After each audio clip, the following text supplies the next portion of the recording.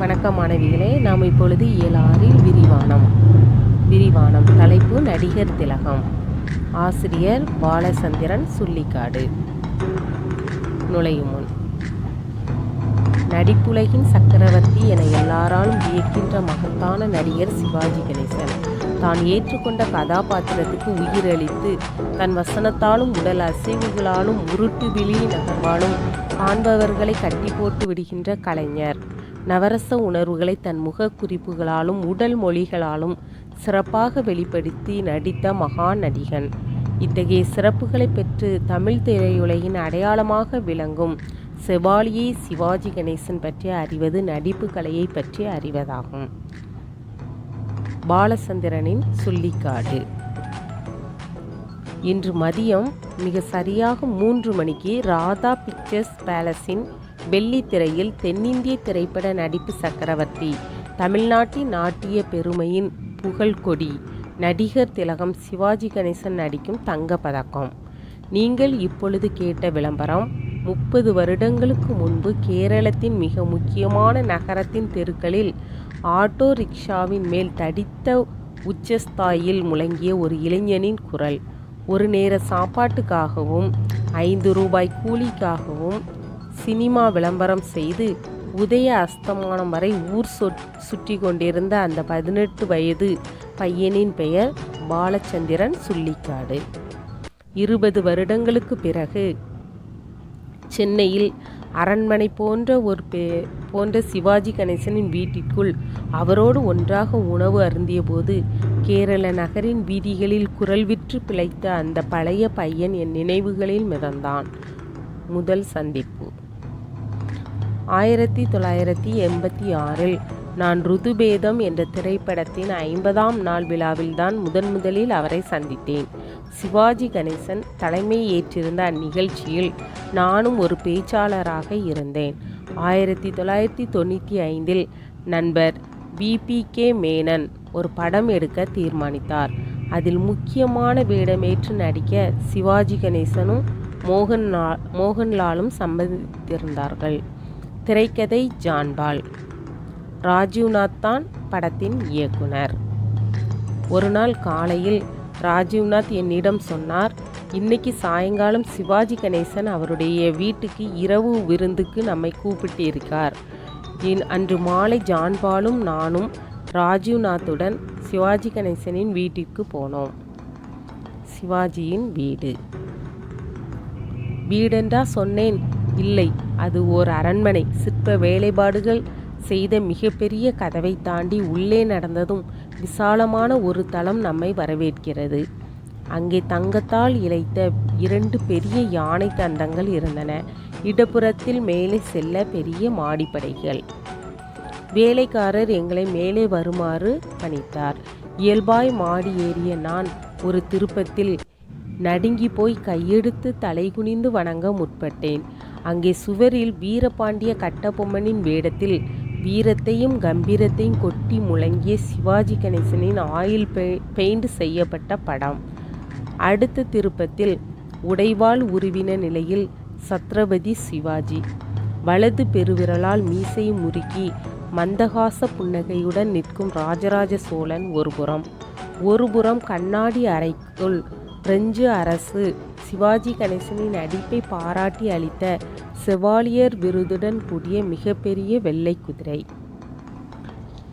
ஒரே சீராய் அடியெடுத்து வைத்து ஒவ்வொரு பாத அடி வைக்கும் போதும் மறுதோல் முன்னோக்கி சாய தலை நிமிர்ந்து நெஞ்சு விரித்து இசைக்கு அசைப்பது போல் கைகள் வீசி பார்வை இமையசையாது மெல்ல மெல்ல சிங்க நடை நடந்து வரும் அந்த நடிகனை பார்த்தபொழுது ராஜராஜ சோழனின் வருகையை பார்த்த தமிழ்நாட்டு தெருப்பிள்ளைகளைப் போல நான் துள்ளி எழுந்தேன். அவர் ஒரு ராஜநடை நடந்து வந்து சிம்மாசனத்தில் அமர்ந்தார். நானும் ராஜீவ்நாத்தும் அவரின் காலில் விழுந்து வணங்கினோம். வலது கையால் ஆசீர்வாதம் செய்த சிவாஜி கணேசன், உட்காருங்கோ என்றார். நாங்கள் உட்கார்ந்தோம். என்ன ராஜீவ், என்ன சமாச்சாரம், கதை ரெடியாயிடுச்சா என்றார். அவர்கள் கதையை பற்றியும் கதாபாத்திரத்தை பற்றியும் பேசிக்கொண்டிருக்க நான் சிவாஜி கணேசனின் புருவங்களையும் கண்களையும் முக அபிநயங்களையும் உதடுகளையும் கைவிரல்களையும் தாள லய அபிநயங்களையும் சலனங்களையும் பார்த்து கொண்டு நிசப்தனாய் அமர்ந்திருந்தேன்.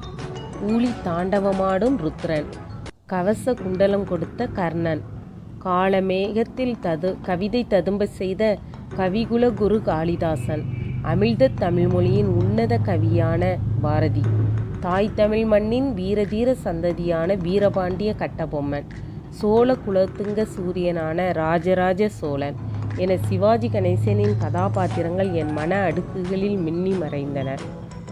இந்த பையன் யாரு? நான் ஒரு மலையாள கவிஞன் என்று ராஜுநாத் என்னை அறிமுகப்படுத்தினார். சட்டென என் முன்னால் இரு கைகளையும் கூப்பி அவர் மென்மையாக சொன்னார், கவிஞரா? வணக்கம். எனக்கான மரியாதை அல்ல அது. காவிய கலையிட மூத்த திராவிடனுக்கு இருக்கும் ஆழ்ந்த ஆதரவையும் மரியாதையும் தான் அவர் காண்பித்தது என்பதை புரிந்து கொள்ளும் தெளிவு எனக்கு இருந்தது. உள்ளே போகலாம். அவர் எழுந்தார். நாங்கள் பின்தொடர்ந்தோம். சிவாஜி கணேசன் பெயர் காரணம். கணேசன் பிறந்த ஊர் விழுப்புரம். சின்னையா கணேசன் என்பதுதான் அவர் பெயர். ஆங்கிலேயரால் சிறை சென்ற தனது தந்தையை 9வது வயதில்தான் கணேசன் முதலில் பார்த்தார். அவர் பள்ளிக்கூடத்தில் படித்ததே இல்லை. 5 வயதாகும் போதே குடும்பத்தை காப்பாற்றுவதற்காக நாடக கம்பெனியில் சேர்ந்தார். இளம் பருவத்திலேயே தமிழ்நாட்டின் மிகச்சிறந்த நாடக நடிகன் என்று பெயரெடுத்தார். அண்ணா துறையின் நாடகத்தில் சத்ரபதி சிவாஜியாக வேடமேற்று நடித்தார். அதை பார்த்த பெரியார் வி.சி. கணேசனுக்கு சிவாஜி கணேசன் என்று பெயரிட்டார். அந்த பெயரே அவருக்கு நிலைத்தும் விட்டது. அந்த காலத்தில் பாலக்காடு, கொச்சின், திருவனந்தபுரம் போன்ற கேரள நகரங்களிலெல்லாம் சிவாஜி கணேசன் நாடகம் நடித்துள்ளார். அவர் பராசக்தி என்ற திரைப்படத்தில் நடிக்க முதலில் ஏவிஎம் ஸ்டுடியோவுக்கு வருகிறார். பராசக்தியின் வெற்றி அவரை திரைப்படத்துறையின் உச்சாணி கொம்பில் மலரச் செய்து அழகு பார்த்தது. மிகவும் பிஸியான திரைப்பட நடிகனாக இருந்தபோதும் 50 வயது வரை சொந்தமாக நாடக கம்பெனி நடத்தி அரங்கங்களில் நடித்தும் வந்தார். அரங்கத்து நடிப்போடு ஒப்பிட்டு பார்க்கும்போது என்னுடைய சினிமா நடிப்பு ஒன்றுமே இல்லை. சரித்திரத்திலும் புராணங்களிலும் வரும் வீர புருஷர்களை தத்ரூபமாய் நடித்து அவர்களை எங்கள் நாட்டின் சாமானியப்பட்டவர்களும் ஏழைகளுமான மக்களின் இதயத்தில் குடிபுக செய்தேன்.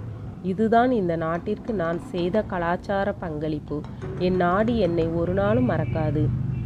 இப்படி பேசி நிறுத்திய போது 65 ஆண்டுகளாக அபிநய கலையின் அபார சமுத்திரத்தில் கப்பலோட்டிய அந்த தமிழனின் முகத்தில் தெரிந்த ஆத்ம திருப்தியை வர்ணிக்க என்னுடைய எளிய வார்த்தைக்கு சக்தி இல்லை. வீரபாண்டிய கட்டபொம்மன் என்ற திரைப்படம்தான் சிவாஜி கணேசனை உலக பிரசித்தி பெற்ற நடிகனாக மாற்றியது. ஆனாலும் அவர் கட்டபொம்மன் நாடகம்தான் பிரமாதம், படம் ஒன்றுமே இல்லை என்றார். அந்த நாடகத்தின் வசனம் ஏதும் ஞாபகம் இருக்கிறதா? ராஜுநாத் தான் இந்த கேள்வியை கேட்டுவிட்டார். தலை போனாலும் மறக்க முடியுமா? ஒரு வசனம் எங்களுக்காக சொல்ல முடியுமா? சிவாஜி கணேசன் சிறிது நேரம் கண்மூடி கைகூப்பி அமர்ந்திருந்தார். பிறகு மெதுவாக குனிந்து இடது கையால் வேட்டியின் தலைப்பை பிடித்து மெதுவாக நிமிர்ந்து சட்டென விஸ்வரூபம் எடுத்தது போல திரும்பி நின்றார். நாங்கள் மிரண்டு போனோம். உயரம் குறைவான வயதான எங்களிடம் இவ்வளவு நேரம் இயல்பாய் பேசிக்கொண்டிருந்த சிவாஜி கணேசன் அல்ல அது. மனித ஆத்மாவை நடுநடுங்க வைத்த வீரபாண்டிய கட்டபொம்மன் தான் அது. கிஸ்தி, திரை, வரி, வட்டி. வானம் பொழிகிறது, பூமி விளைகிறது, உனக்கு ஏன் கொடுப்பது கிஸ்தி? எங்களோடு வயலுக்கு வந்தாயா? ஏத்தம் இறைத்தாயா? நீர்வாச்சி நெடுவயல் நிறைய கண்டாயா? நாற்று நட்டாயா? களை பறித்தாயா? களனிவாழ் உழவருக்கு கஞ்சி கரையும் சுமந்தாயா? அங்கு கொஞ்சி விளையாடும் எங்குல பெண்களுக்கு மஞ்சள் அரைத்து பணிபுரிந்தாயா? அல்லது நீ மாமனா மச்சானா? மானங்கெட்டவனே, எதற்கு கேட்கிறாய் திரை? யாரை கேட்கிறாய் வரி? போரடித்து நெற்குவிக்கும் மேடி நாட்டு உழவர் கூட்டம் பரங்கியரின் விடலையும் போரடித்து தலைதனை நெற்கதிர்களாய் குவித்து விடும். ஜாக்கிரதை. தமிழக மக்களை சிலிர்த்தல செய்த உலக பிரசித்தி பெற்ற அந்த வசனத்தை கொஞ்சமும் மறக்காமல் ஏற்ற இரக்கத்துடன் ஒரே மூச்சில் சொல்லி முடித்து நெற்றியில் வியர்வையை வடித்துவிட்டு சிவாஜி கணேசனாய் சுருங்கி சோபாவில் திரும்பி வந்து உட்கார்ந்து எங்களை ஆழமாக ஒரு முறை பார்த்தார். ஜான்பாலும் ராஜீவ்நாத்தும் மௌனத்தில் ஆழ்ந்திருந்தார்கள். மலையாளத்தில் சரித்திர புராண நாடகங்கள் இல்லையா? சிவாஜி கணேசன் கேட்டபோது ஜான்பாலும் ராஜீவ்நாத்தும் நானும் ஒரு நிமிடம் தலைகுனிந்து உட்கார்ந்தோம்.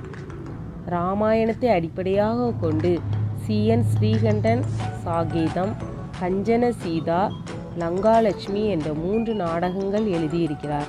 மானத்தை காப்பாற்றிக் கொள்ள ராஜீவ்நாத் சொன்னார். லங்காலட்சுமியில் ராவணனின் வசனம் முழுவதும் பாலன் பார்க்காம சொல்வான்.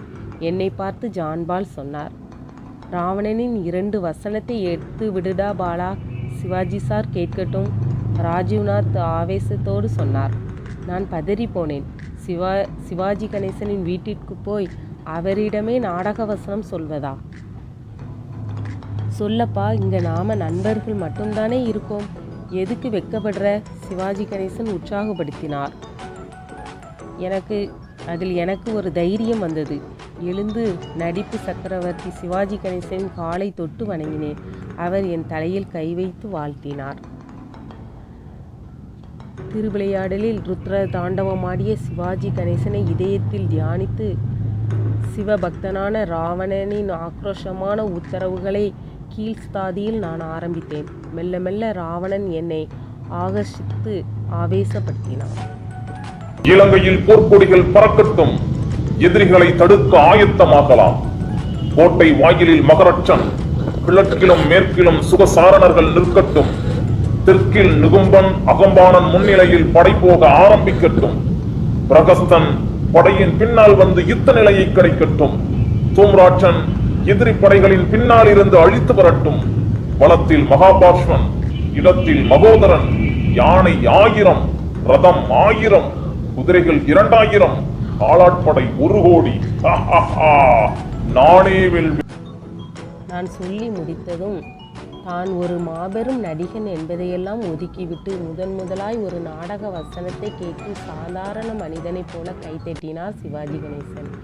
என் குரல் நன்றாக இருப்பதாக பாராட்டவும் செய்தார். ராவண வேடத்தில் நீங்கள் நடித்தால் நன்றாக இருக்கும், ராஜீவ்நாத் சிவாஜியிடம் சொன்னார். என்ன பண்றது, மலையாளம் தெரியாதே, வயசும் ஆயிடுச்சே என்றார்.